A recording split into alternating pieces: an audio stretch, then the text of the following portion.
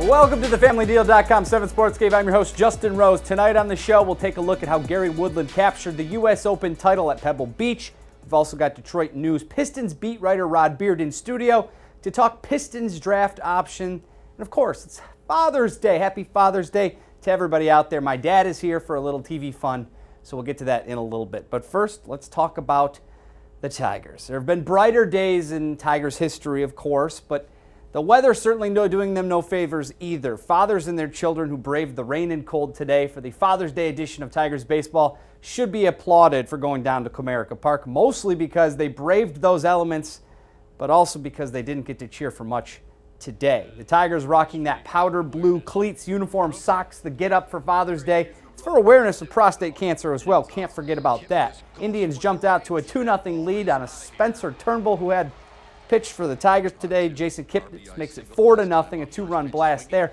Oscar Mercado with the bases loaded finds a soft spot in right field. That ball gets down the throw to home. Not in time. Indians extend their lead 6-0.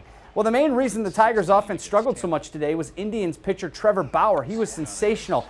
He had his first complete game shutout, giving up just 4 hits, striking out 8. Indians win it 8-0. Tigers losers of 17 of the last 19 at Comerica Park.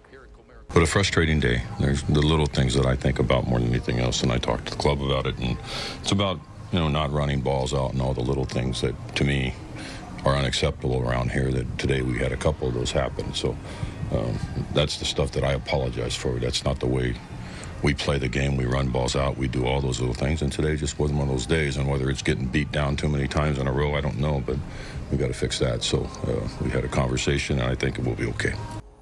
Tigers have a day off tomorrow before going to Pittsburgh for a 2-game set. Michigan opened the College World Series 5-3 victors over Texas Tech on Saturday afternoon. It was the Wolverines' first College World Series game in 35 years, but this year's team certainly feeling right at home in Omaha. It's helped us a lot to have the Big Ten tournament here, especially playing Nebraska twice in that tournament. A lot of Nebraska fans showed out, so I think we had maybe like 11,000, 12,000 Nebraska fans those last couple games against Nebraska. So we know what it's like to be in this stadium, and we know what it's like to be in a hostile environment. So I think that's prepared us for this week. Now, of course, we'll no doubt be seeing plenty of Antonio Brown on Hard Knocks with the Oakland Raiders later this summer, but earlier today he made a pit stop in Mount Pleasant delivering custom heated benches to the CMU football team. Now, Brown, of course, helped the Chippewas to 2 MAC championships during his college days. He first announced the donation back in January. Women's World Cup continuing in France today. U.S. looking to build off its 13-0 rout of Thailand facing Chile today. Carly Lloyd gets it going in the 11th minute, scoring off the rebound. More from her in a bit. 26th minute, corner kick from Turna Davidson. Line drive, and Julie Ertz is there for the header and goal. 2-0 USA. Almost identical play, shot identical on the cameras. 35th minute, Davidson's corner kick. Lloyd buries it. She becomes the first player to score goals in 6 straight Women's World Cup games. USA wins it 3-0. And on this day in history, the Detroit Red Wings won their 2nd consecutive Stanley Cup. They swept Washington, celebrated that year, but especially it was memorable because of those images. Vladimir Konstantinov still recovering from the car accident that paralyzed him a year before, so something very special to be thinking about as well. It's also a big week for the NBA and NHL franchises in town. Detroit News, Rod Beard, Pistons beat writer, joins me. Happy Father's Day, my man. Appreciate it. Thank you. Look, we all know where the Pistons kind of are right now, and kind of in neutral. They're stuck in neutral. Their draft pick, number 15, that's stuck in neutral, right in the middle of everything. Obviously, we have to start with basically the biggest trade bomb of the offseason, potentially. I don't think I'm going to see a bigger one. Anthony Davis going to the Lakers. The Lakers now teaming him up with LeBron James. And the Pelicans, New Orleans, getting a ton of stuff. A package. In return. When that hit, I mean, what were you thinking? Just like everybody else, in the middle of the evening, I'm at my son's baseball game, and it's sort of, wow. And I went and told all the rest of the players, like, hey, this is really happening. They thought it was some kind of joke. Like, no. But we've known this kind of trade was coming, that Anthony Davis had to go somewhere. But it's just, it sends ripple effects throughout the entire league that Toronto barely had, 2 days to celebrate their championship before the attention is shifted completely in another direction. I think it's huge. It's going to change the way that we look at the NBA, given what Kevin Durant and Klay Thompson went through with their injuries, that it's all up for grabs now.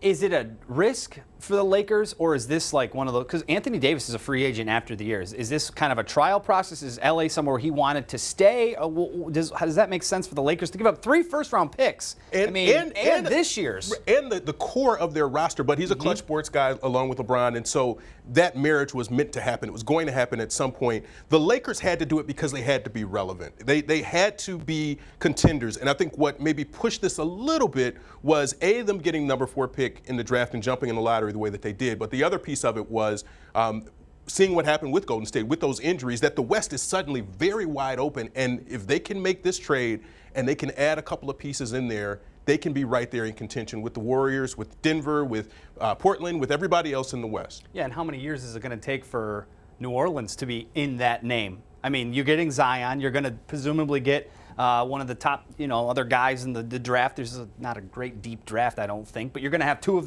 the best basically coming out of there. Sure. Plus that young core, Lonzo Ball and Zion Williamson. That looks like a fun duo to watch. Plus, the thing to watch this week is that number 4 pick is now in play to trade to get possibly other things. Is Bradley Beal now in play? Is Kemba Walker going there? Maybe he's going to the Lakers.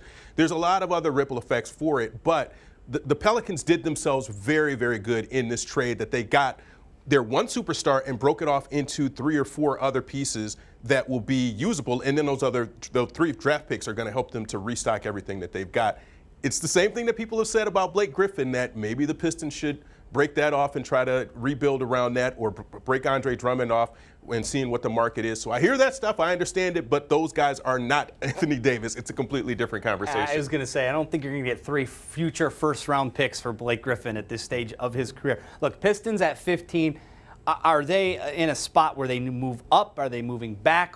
What do you see them doing? And who, if they do pick at 15, is the guy? Well, they haven't had very many of those guys in that they would consider at number 15. I like Cam Johnson, the big guy from North Carolina, a 6'9" guy, 45% from 3, that can just fill that role. And that's the biggest need that they have. I would think in the offseason they're looking at going at wing in the draft, point guard in free agency, and then just fill in everything else. They need a backup center. They need a whole lot of other things.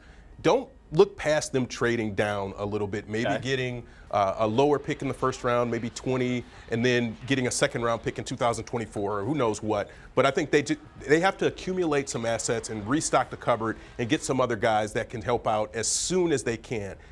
Don't rule out a big trade. It could happen because, again, I think there's a lot of openness in seeing parity maybe beyond Milwaukee and Toronto. What else is there in the East? And again, how is some of this other residual traffic from that trade going to happen? But who would be interested in those people? Because, I mean, fans around here. Boom, got it. You got it. That's the big thing about the Pistons trading Blake or Andre Drummond is really who's interested in who's going to give you a blow-away package and make that really worthwhile. If you're trading Andre Drummond for a first-round pick and what? Well, now you got 2 centers that you got to go out and get somewhere. So I understand the need that people want to see this thing shaken up.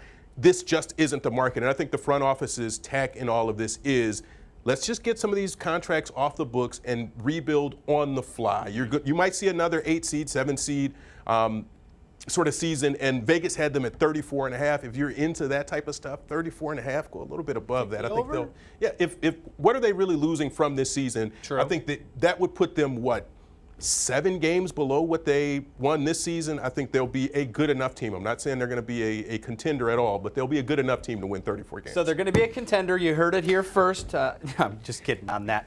Let's talk about some of the local guys, though. From Michigan and Michigan State, you got Brazdeikis. You got Nick Ward is an interesting name. Matt McQuaid. Are these guys that are now they came and worked out for the Pistons? That doesn't really mean anything as far as that. But where do these guys start? Are they starting in Europe? Are they starting in the G League? Like are any of them getting drafted? I think that's the one thing, especially for Michigan fans. Yep. Brazdeikis leaves Michigan early.